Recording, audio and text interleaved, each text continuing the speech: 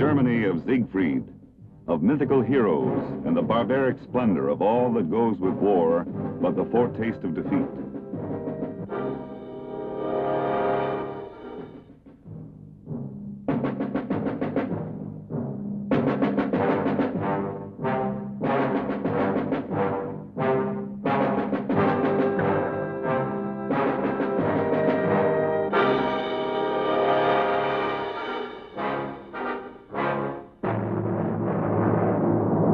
Was this myth that Hitler had given his people all that they now had left to back their pledge to him in return? My Fuhrer, the West Wall stands and will hold, come what may.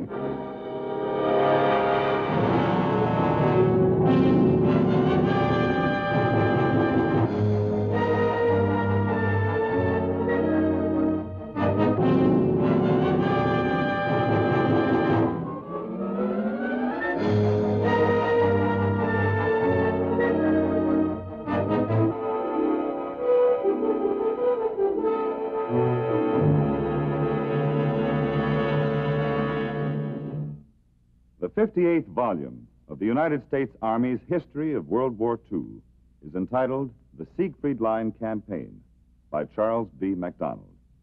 It covers the fierce fighting along the German frontier near the city of Aachen in the fall and early winter of the year 1944. This volume was prepared by the Office of the Chief of Military History as a part of the most comprehensive historical program ever attempted by any nation.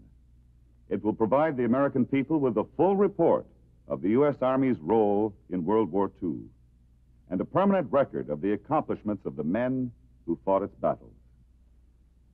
In his preface, the author says, "This period may eventually be regarded as one of the most instructive of the entire war in Europe. A company, a battalion, or regiment fighting alone and often unaided was more the rule than the exception. In nuclear war, or in so-called limited war in underdeveloped areas, of which we hear so much today, this may well be the form the fighting will assume. It has been said that those who ignore their history are condemned to repeat it. The story of the Siegfried Line campaign takes place in northern Germany. It is the story of savage combat by small units against a tenacious enemy, formidable defenses, inhospitable terrain, supply problems, and weather as hostile as any enemy threat.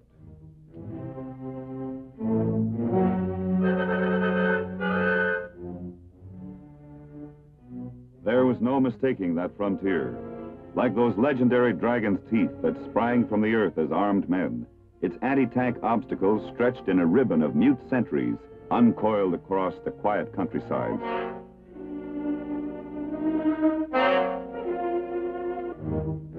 Built in the late 30s, the myth of the Third Reich was built into those dragon's teeth, drawing the face of Germany in a grimace of defiant scorn for a world at peace.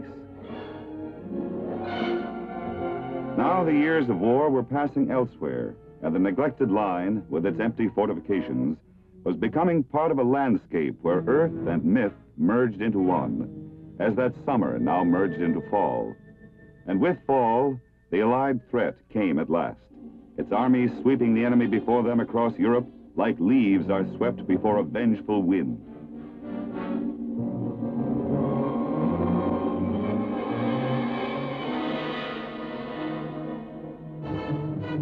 But confidence, not vengeance, was what lit the faces in General Courtney Hodges' First Army. What was a myth to men who had landed at Normandy on D-Day, made the break from the beachhead, and liberated Paris? After moving at unprecedented speeds, all three corps of the First Army readied the thrust into Germany, assured that even the frontier would scarcely check the enemy's retreat before them.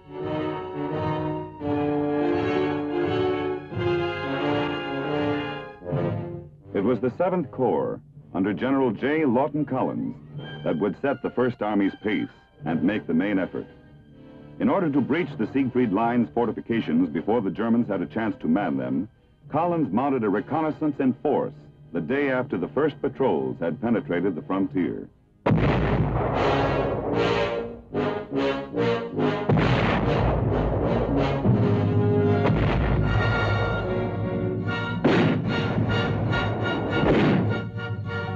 To the north, with only their own tanks to cover them, they attacked across open field, where every step forward was a gamble, over roads alive with mines and villages alive with snipers. Fences and backyards were the only shelter, and too often, no shelter at all. Within 5 days, the 7th Corps had seized the high ground around Aachen.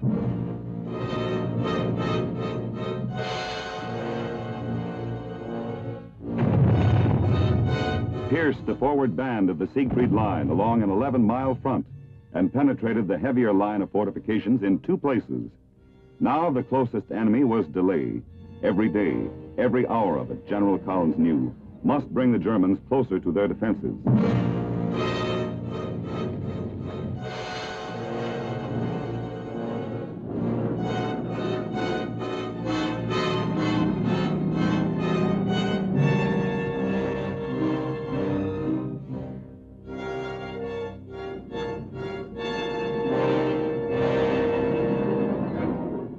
Since July, Hitler himself had taken personal charge of Germany's war. His strategy for the Western Front could now be summed up in 2 words: stand fast. And backing his edict with reinforcements, 15,000 men of the German 12th Infantry Division had reached the Rohr River the night of the 16th and were pouring into the defense positions of the Siegfried Line.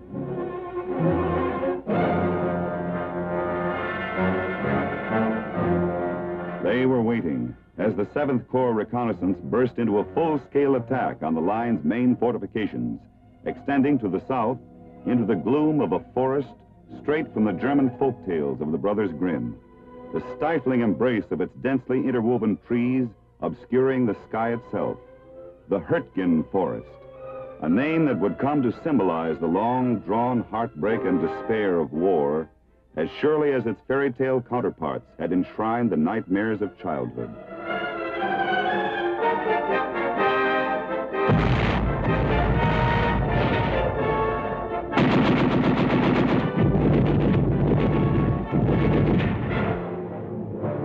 On the same day, Hitler's heavy reinforcements appeared to dispute the 7th Corps passage of the Siegfried Line.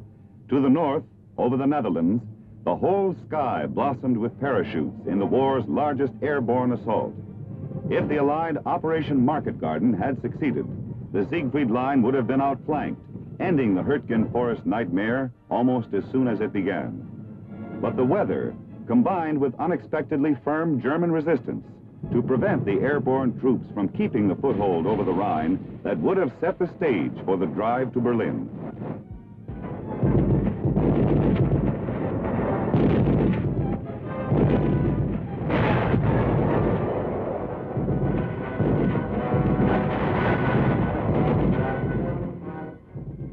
Again, there was no alternative. The Siegfried Line campaign would have to continue.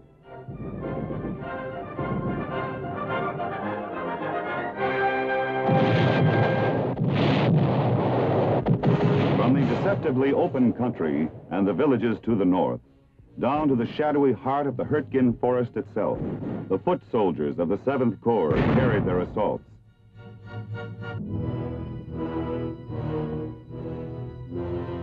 But for every yard advanced, the next came that much harder. The line had been penetrated, pillboxes captured and destroyed. But of the enemy, an enemy that had fled halfway across Europe and now suddenly turned to fight with a resistance as inexplicable as it was fierce. An enemy that seemed to be everywhere and nowhere all at once. In the confusion and uncertain shadows of the thick trees, the only proofs were the prisoners and the dead laid out at peace on the forest floor.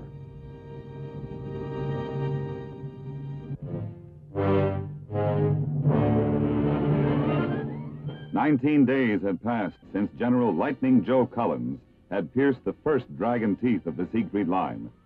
But now, as September closed around his 7th Corps and those on either side of him, the entire First Army, for the first time since the breakout at the Normandy beachhead, was stopped.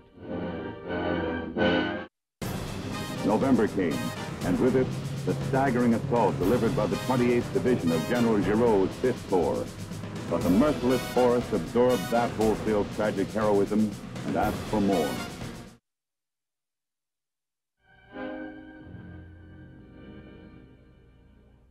The author of the official Army history from which our narrative is drawn, Mr. Charles B. MacDonald, has been discussing this critical period of World War II with General J. Lawton Collins, retired Army Chief of Staff. General Collins, the First Army's 7th Corps actually had broken through the Siegfried Line before coming to a halt. But it was not only the fortifications that had stopped them. At that time, you were the 7th Corps commander. What was the situation? Yes, after the breakthrough in Normandy in late July, we had the Germans on the run, and we wanted to keep them on the run. We didn't want to give them a chance to stop and organize themselves. But I had hoped to get through the Siegfried defenses before we had to stop. But just as we had crossed the German frontier, we began really to run out of gasoline and ammunition, and unfortunately, out of good weather. And the loss of the good weather caused our close support aviation practically to stop. And this was a real blow. Men were still in good shape and were anxious to keep going, but they were tired. And even more important, our tanks began to need replacement and repairs. For example, the 3rd Armored Division, which had spearheaded our attack, normally had some 230-odd tanks. But when we hit the Siegfried defenses, only about 75 of them were fully operative. Now, you remember also that the Siegfried defenses east of Aachen were very powerful defenses. And from the high ground overlooking our positions, they were looking right down our throats. Now, an attacker, in order to break through, has to move. And when he does that, he gets out into the open, and then he becomes vulnerable to enemy fire. The next step now was to build up supplies, bring up reinforcements, and reorganize in order to exploit your breakthrough with the new drive by the First Army to the Rhine River. Yes, that's right. We had to do all of these things, but we still had unfinished business right where we were. In fact, there were 3 attacks that had to be launched. To the north of Aachen, the First Army had to get its 19th Corps through the Siegfried defenses, and then south of Aachen and the Hürtgen Forest, the 5th Corps, the right-wing corps of the First Army, had also to get forward. But in order for them to move, the 7th Corps in the center had to clear the Hürtgen Forest. These things were necessary in order that we could exploit the breakthrough that we'd already made through the first set of the Siegfried defenses. And then, in addition, we had Aachen, the city of Aachen, on our left. And while we dominated the high ground overlooking Aachen, we couldn't go past the city and leave a pocket of resistance there on our left rear. So therefore, the 7th Corps had to capture Aachen. Now, all of these things, these 3 attacks, had to be coordinated by General Courtney Hodges, the fine commander of the First Army, who, in my judgment, never has received proper public recognition for the great job that he did in leading the First Army all the way from our breakthrough in Normandy to our meeting with the Russians on the Elbe River. Aachen, ancient capital of the Holy Roman Empire, was attacked on October 8th.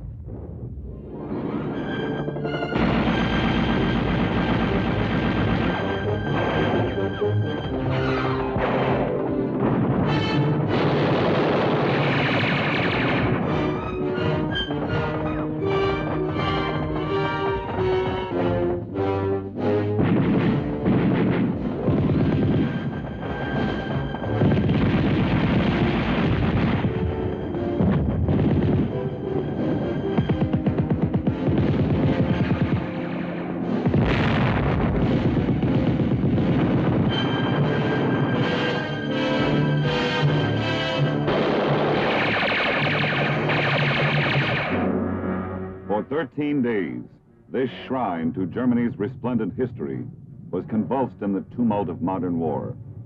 All the vain hopes of the 20th century crowded through streets that had witnessed the serenity of medieval culture and learning, and the coronation of 32 emperors and kings.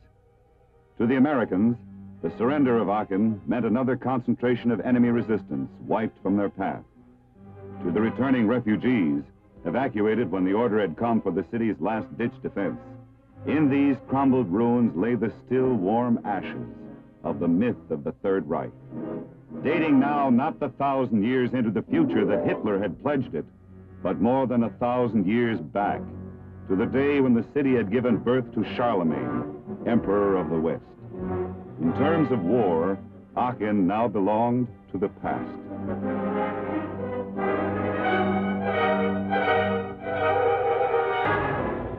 For the men of the 19th Corps north of Aachen, it was the same yard-by-yard, man-by-man struggle toward the Ruhr River and the Cologne Plain that opened to the Rhine.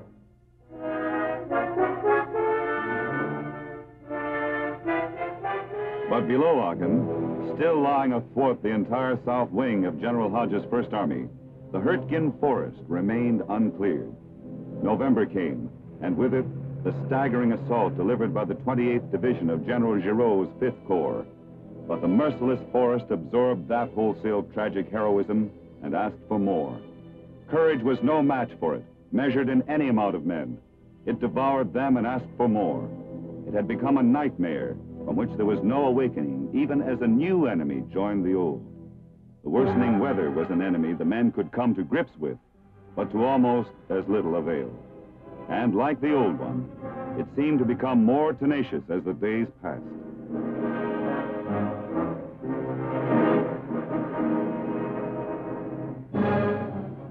The October attack had broken into a series of minor engagements when General Eisenhower determined upon the crushing new offensive that would sweep the entire Western Front.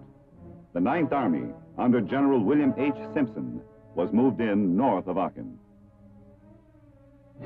Day after day, the weather delayed its opening blow until at last, November 16th dawned upon the heaviest air bombardment in direct support of ground troops to be launched in all of World War II. It was war. War demanding new men, new courage, and giving nothing in return but those demands pressed harder. Hope for the sweeping success of the great November offensive had been swallowed, just as the Hurtgen Forest swallowed new reserves and asked for more. It was war that demanded casualties any way it could get them, and the winter became as vicious an enemy as any lurking behind the trees. With the British Second Army to the north, the American First and Ninth Armies were to drive for the Rhine. Again, the main effort would be made in the Aachen sector, as the most direct route to the vital Ruhr industrial area, Germany's arsenal. And there again, it would be made by the 7th Corps.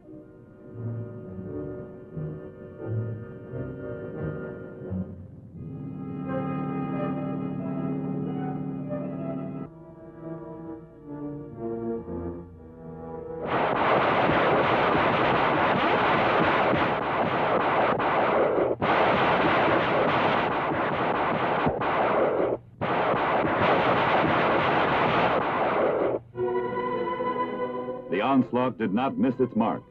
By now, Germany's war losses in weapons and equipment were so enormous as to defy estimate.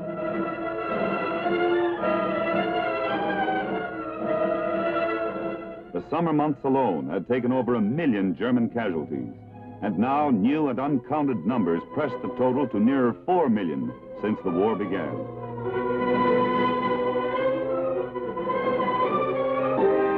Yet they fought back. Their communications shattered, their supply lines smashed. They returned the attack with a ferocity that seemed whetted by their losses. This was no fairy tale.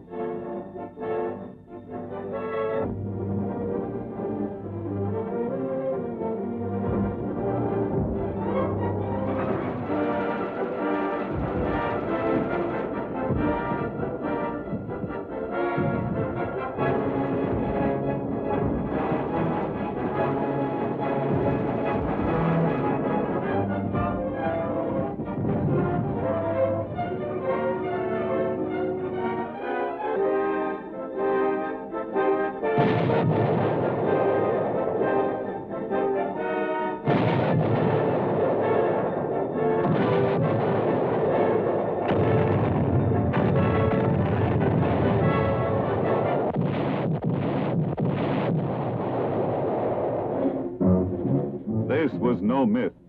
10,000 tons of bombs had been dropped on the German defenses, but still the Germans replied. From the Alliance Supreme Command down to the exhausted GI, it had not even the fairy tale's horrifying logic. It was war.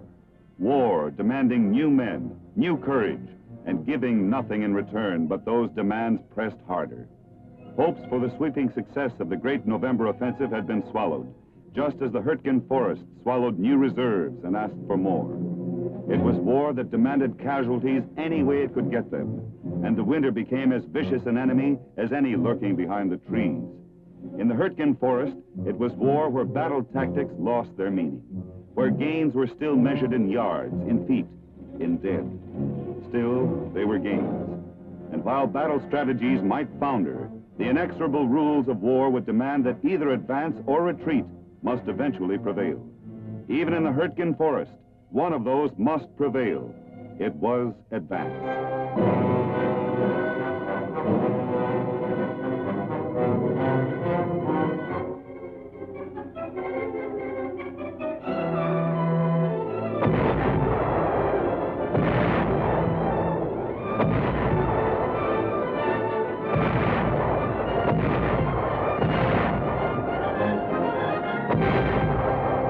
Beyond it, each unit, each man advanced on his own terms, trampling the bleak fragments of a myth that fled before every step he took forward, as though it had never existed.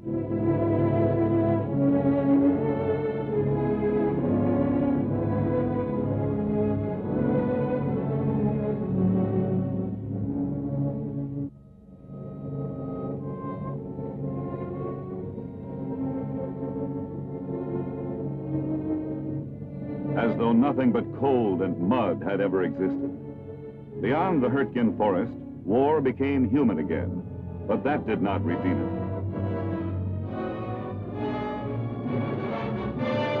And as though there were not already enough desolation and waste and sheer loss of everything to be valued, there was always another engagement, another pocket of desperation, defending what was already lost.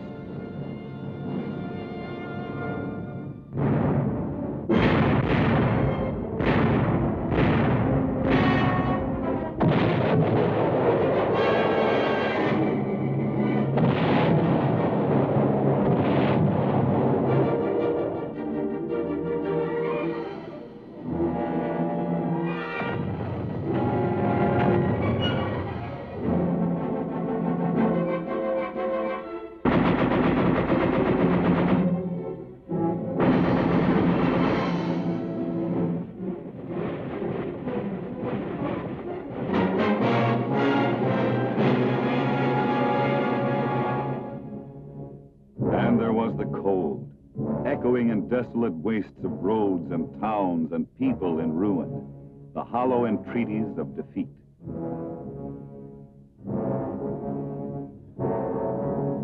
The dragon teeth, the barbed wire and hidden guns of the Siegfried Line were behind, where the Hurtgen Forest nightmare lay at last, splintered and torn open to what winter sunlight there was. 3 months had passed since the first patrols had pierced that frontier, but even now, these two American armies were barely 22 miles inside Germany. The November offensive was 3 weeks old when the 9th Army reached the Roer River, its swollen waters ready to flood the plain if either side had burst the dams hidden high in the Hurtgen Forest.